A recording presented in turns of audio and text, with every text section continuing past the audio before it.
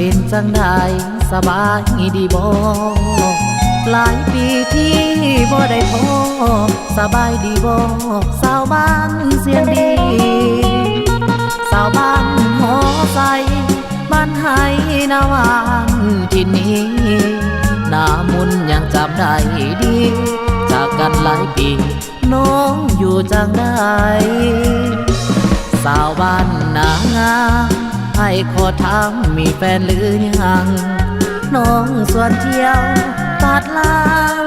ห่วมกับนางสงกรานต์ปีใหม่บ้านหัวบ้านเตา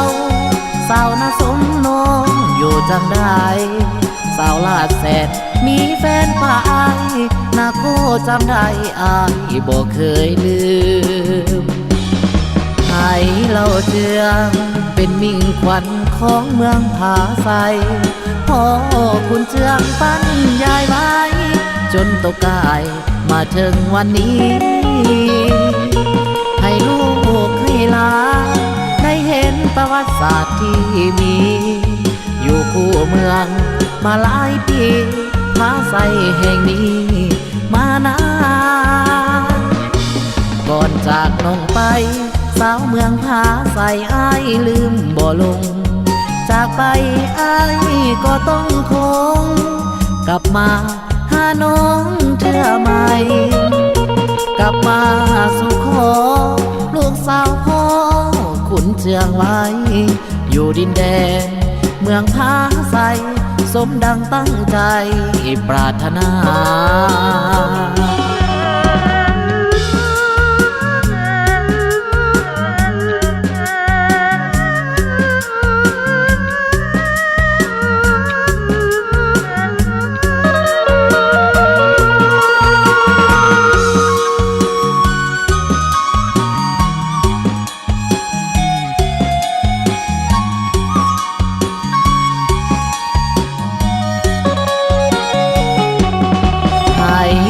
เจืองเป็นมิ่งขวัญของเมืองผาไซ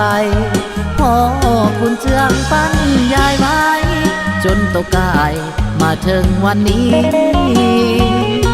ให้ลูกให้หลานได้เห็นประวัติศาสตร์ที่มีอยู่คู่เมืองมาหลายปีผาไซแห่งนี้มานา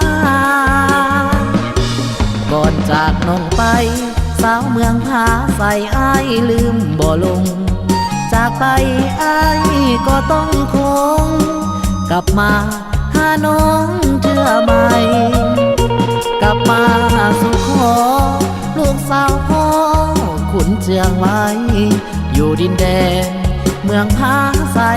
สมดังตั้งใจปรารถนา